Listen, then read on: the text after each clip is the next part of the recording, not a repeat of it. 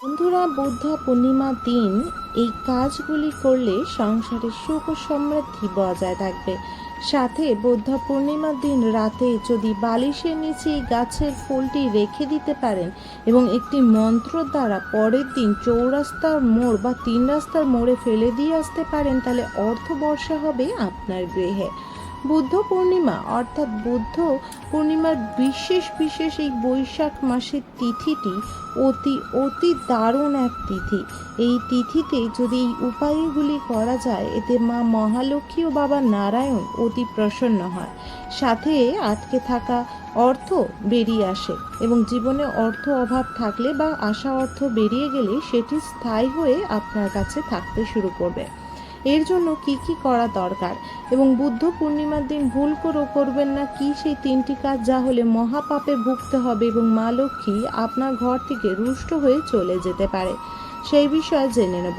তার আগে ছোট্ট একটু অনুরোধ করব, বন্ধুরা সম্পূর্ণরূপে ভিডিও তথ্যটি দেখুন। ভিডিওটি ভালো লাগলে অবশ্যই একটি লাইক, কমেন্ট ও চ্যানেলটিকে সাবস্ক্রাইব করে রাখুন আপকামিং পূজা পাঠ, তন্ত্রকথা, জ্যোতিষশাস্ত্র, বাস্তু টিপস, টোটকা উপায় দেখার জন্য। বন্ধুরা, বুদ্ধ পূর্ণিমা একটি এমন শক্তিশালী পূর্ণিমা যে পূর্ণিমার দিন কোনো শুভ উপায় বা পবিত্র মন দিয়ে কোনো কিছু মা লক্ষ্মী বাবা নারায়ণের কাছে চাইলে সেটি তৎক্ষণাৎই পেয়ে যাবেন। এই দিন ভোরবেলা গঙ্গা স্নান করে সারা দিনটি উপবাস করে রাতে চন্দ্রদেবের পুজো করুন। পুজো শেষ হবার পর ব্রাহ্মণকে কিছু দান করলে বলা হয় ঘরের সুখ শান্তি ফেরত আসে, ঘরে অষ্টলক্ষ্মী স্থায়ী হয় এবং সেই গৃহে ধন দৌলত সুখ শান্তি সমৃদ্ধির অর্থের কোনো কমি হয় না। এই দিন বাড়ির ঈশান কোণে ঘিয়ের প্রদীপ জ্বালান এবং এতে মা লক্ষ্মীর কৃপা বাড়িতে অর্থ নিয়ে আসবে। সাথে অন্ন ও বস্ত্রের কোনো অভাব দেখতে পাওয়া যাবে না। বিশেষ করে এই পূর্ণিমা তিথিতে যদি এই দিন পিতৃকুলের বা পূর্বপুরুষের উদ্দেশ্যে গঙ্গা স্নান করে জল দান করা খুবই ভালো বলে মানা যায়। তাছাড়া এই দিন গঙ্গা স্নান করলে পাপ থেকে মুক্তি পাওয়া যায় বলে মাননীয়। এই বুদ্ধ পূর্ণিমার দিন অবশ্যই আপনারা আপনার ঘরে লক্ষ্মী ও নারায়ণ যদি মূর্তি থেকে থাকে অবশ্যই পঞ্চামৃত সহ স্নান আদি করিয়ে পরিষ্কার বস্ত্র ধারণ করে অবশ্যই লাল ফুল দিয়ে মা লক্ষ্মী ও হলুদ রঙের ফুল ও সাদা রঙের ফুল দিয়ে বিশেষ করে বাবা নারায়ণকে সাজাবেন। সাথে মা তুলসীকে সিঁদুর ও বাবা নারায়ণকে তুলসীপত্র ও সাদা চন্দন অর্পণ করবেন। এই দিন অর্থাৎ বুদ্ধ পূর্ণিমার দিন যমরাজের পুজো করলে অকাল মৃত্যুর ভয় থেকে মুক্তি পাওয়া যায়।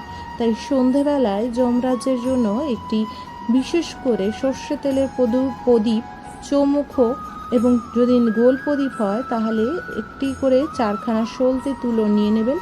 সর্ষের তেল, তার মধ্যে কালো তিল দিয়ে আপনারা আপনাদের ঘরের সদর দরজার বাইরে যমরাজের নাম করে দক্ষিণ দিকে মুখ করে রাখবেন এবং এটি 4 দিকেই জ্বলবে এমন প্রদীপ আপনাকে নিতে হবে। এই দিন গরিব দুঃখিনীদের অন্ন, বস্ত্র এবং নানা রকম ক্ষমতায় যদি আপনার থেকে থাকে তাদের কিছু দান করুন। সাথে এই দিন পশু পাখিদের জল অর্পণ করতে ভুলবেন না। সাথে ওদেরকে কিছু দানা ও খাবার অবশ্যই দেবেন। এতে আপনি মা লক্ষ্মী ও বাবা নারায়ণের আশীর্বাদে সর্বদাই বজায় থাকবেন। গঙ্গা জলের সঙ্গে কিছু হলুদ মিশ্রিত করে কলা গাছ ও অশ্বত্থ গাছে ঢাললে এই দিন মনস্কামনা পূর্ণ হয়। সাথে আপনার জীবনে করা নানা রকম বাধা বিপত্তির হাত থেকে রক্ষা পায় এবং সৌভাগ্য জেগে ওঠে।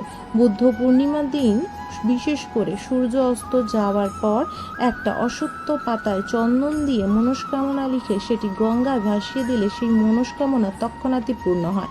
গঙ্গায় ভাসানোর আগে ওম ভগবতে বাসুদেবায় নমঃ নমঃ মন্ত্রটি 108 বার বা 21 বার অবশ্যই জপ করবেন। বুদ্ধ পূর্ণিমার দিন ঘরে বুদ্ধ মূর্তি ও লাফিং বুদ্ধা মূর্তি স্থাপন করুন। এতে ঘরের সুখ শান্তি ও সমৃদ্ধি আনন্দে ভরে ওঠে। এই দিন গুরুজনকে অবশ্যই কোনো প্রকারভাবে খারাপ কথা বলবেন না, তাদের সম্মান অবশ্যই করবেন। বুদ্ধ পূর্ণিমার দিন ভুল করেও ঘরে আমিষ জাতীয় খাদ্য খাবেন না।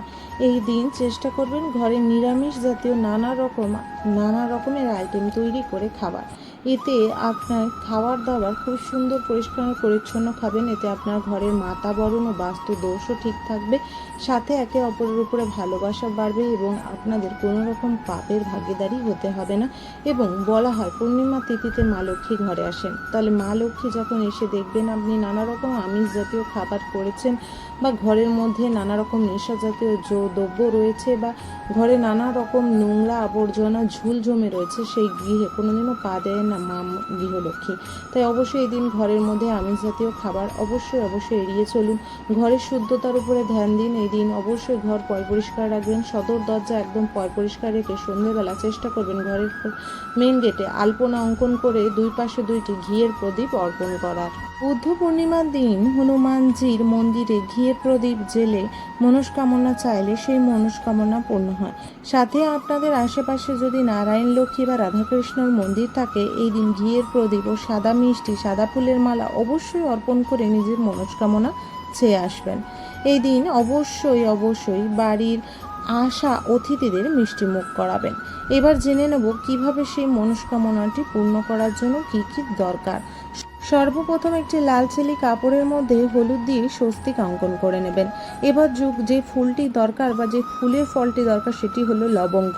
এর যে শক্তি, এর যে পাওয়ার, সেটা শুধু খাদ্যতে নয়, টোটকা উপায় ও পূজা পাঠে মহা দান করে থাকেন এই লবঙ্গ বা এই ফুল ও ফলটি। এই ফুলটির গাছ এর উপরে যে ফলটি থাকে, এই ফুলটির মাথার উপরে যে ফলটি থাকে, এটি না থাকলে সেই লবঙ্গ কোনো কার্যশীল নয়। তাই বেছে বেছে আপনাকে 3খানা বা বিশেষ করে 5খানা লবঙ্গ নিয়ে নিতে হবে এবং সেটি বালিশের নিচে রেখে আপনাকে শুতে হবে। কিন্তু তার আগে এটি পুটুলি তৈরি করে মা লক্ষ্মীর চরণে রাখতে হবে। রাখার পর সন্ধ্যাবেলায় মা লক্ষ্মীর চরণে রেখে খুব ভালোভাবে নিজের মনস্কামনা বলতে হবে। নিজের মনস্কামনা বলার পর মায়ের পূজা আরাধনা করতে হবে। ধূপ ধুনো লাল ফুল ও মিষ্টি যুক্ত করে মাকে ভালোভাবে কর্পূর দিয়ে আরতি করে পূজাটি সম্পূর্ণ করবেন। সাথে নারায়ণ বাবারও পূজা করতে ভুলবেন না। কিন্তু পূজাটি সম্পূর্ণ হয়ে গেলে এটি মাথার মধ্যে, বিশেষ করে আপনি যে বালিশে শোন সেই বালিশের মধ্যে রেখে আপনাকে শুয়ে পড়তে হবে। পরের দিন আপনারা সদর দরজার 2 দিকে 2টি প্রদীপ প্রজ্বলিত করবেন এবং আপনাকে যেতে হবে 3 রাস্তা বা 4 রাস্তার মোড়ে। এবং যাওয়ার সময় অবশ্যই আপনি খেয়াল করবেন ঘরের বাইরে যেন কেউকে বলে বা নিজেই 1 বালতি জল রেখে দেবেন। এবং তারপরে বিশেষ করে 3 রাস্তা হলে 3টি লবঙ্গ 3 রাস্তায় ফেলে দেবেন এবং যদি 4 রাস্তার মোড় হয় 4 রাস্তায় 4টি লবঙ্গ ফেলে দেবেন। যদি আপনি 5টি লবঙ্গ নিয়ে রেখেছেন আর আপনি জানেন আপনি 4 রাস্তার মোড়ে যাবেন, তাহলে একটি লবঙ্গ মা লক্ষ্মীর চরণের সামনে দিয়ে রাখতে হবে, সেটি আপনার মনস্কামনা পূর্ণের জন্য। আর যদি আপনি 3টি লবঙ্গ রেখেছেন তাহলে আপনাকে মা লক্ষ্মীর চরণে রাখতে হবে না। যদি 5টি লবঙ্গ রাখেন তাহলে অবশ্যই মা লক্ষ্মীর সামনে আপনারা যে যকটি রাস্তা, যদি আপনি 4 রাস্তার মোড়ে যান তাহলে আপনারা 5টি করে লবঙ্গ দেবেন, একটি মা লক্ষ্মীর চরণে রেখে 4টি 4 রাস্তার মোড়ে ফেলে দিয়ে আসবেন। ওখানে দাঁড়িয়ে লবঙ্গটি হাতে নিয়ে নিজের মনস্কামনা বলে মা লক্ষ্মী ও বাবা, বিশেষ করে বাবা মহাদেবের ও মা দেবী দুর্গা, মা কালী ও বিশেষ করে শ্রীকৃষ্ণ রাধারানীর নাম নেবেন। নিয়ে সেটি আপনি 4 রাস্তার মোড়ে ফেলে দিয়ে চলে আসবেন। আর যদি 3টি লবঙ্গ নিয়ে থাকেন তাহলে 3 রাস্তার মোড়ে আপনি ফেলে দিতে পারেন। অর্থাৎ মোটমাট যদি 4 রাস্তার মোড়ে যান 5টি লবঙ্গ নিতে হবে, 4টি লবঙ্গ নিলে কার্যশীল হবে না এবং 4 রাস্তার মোড়ে 4টি লবঙ্গ ফেলতে হবে, তাই একটি লবঙ্গ মা লক্ষ্মীর চরণে থাকবে।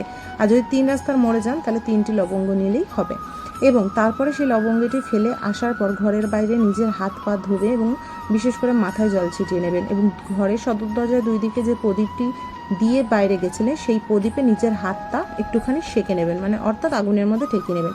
এর ফলে আপনার ঘরে হু হু করে অর্থ আসবে, আপনার জীবনে অর্থ বাধা দূর হবে, জীবন সাকসেসফুল হবে। কেন, অনেকের কুনজর, কুদৃষ্টি ও বিশেষ করে নেগেটিভ প্রভাবের কারণে অর্থ কামাতে পারে না। অর্থ ঘরে আসলেও নানা রকম বিপদ আপদ ও নানা রকম অঘটনে কিন্তু অর্থ বেরিয়ে যায়। তাই মা লক্ষ্মীর কৃপায় এই দিনটি আপনি অবশ্যই এই কার্যটি করবেন। লবঙ্গ আপনার উপর থেকে নেগেটিভিটি দূর করবে এবং আপনার স্বপ্নকে পূর্ণ করবে, দুঃখ জীবনকে সুখে পরিণত করবে। এবং লবঙ্গটি ফেলে আসার সময় আপনারা পিছন ঘুরে ঘুরে ভুল করেও তাকাবেন না। এই সময় অনেক চেনা পরিচিত ডাক দেবে, কথা বলার চেষ্টা করবে বা নানা রকম কোনো সমস্যা হতে পারে, কিন্তু আপনি ভুল করেও পিছনে তাকাবেন না। সোজা ঘরে এসে ঘরের বাইরেই হাত পা ধুয়ে প্রদীপে হাত সেঁকে গৃহে ঢুকে যে বস্ত্রটি পরে গেছেন সেটি ওয়াশরুমে ভালোভাবে জামা কাপড়টি ছেড়ে জলে তৎক্ষণাৎই ধুয়ে নেবেন। এর ফলে আপনার ঘর থেকে নেগেটিভিটি দূর হবে এবং তারপরে যদি পারেন সারা ঘরে গঙ্গা জল ছিটিয়ে দেবেন। এটি খুবই কার্যশীল এবং এটি সন্ধেবেলায় করবেন। আশা করি আজকে ভিডিও তথ্যটি ভালো লেগেছে। ভালো লাগলে অবশ্যই লাইক করবেন, কমেন্ট বক্সে জয় মা লক্ষ্মীর জয় অবশ্যই লিখবেন এবং অবশ্যই চ্যানেলটিকে সাবস্ক্রাইব করে রাখবেন আপনার পূজা পাঠ, তন্ত্রকথা, জ্যোতিষশাস্ত্র, বাস্তু টিপস, টোটকা, উপায় দেখার জন্য। হরে কৃষ্ণ, রাধে রাধে, জয় মা লক্ষ্মীর জয়।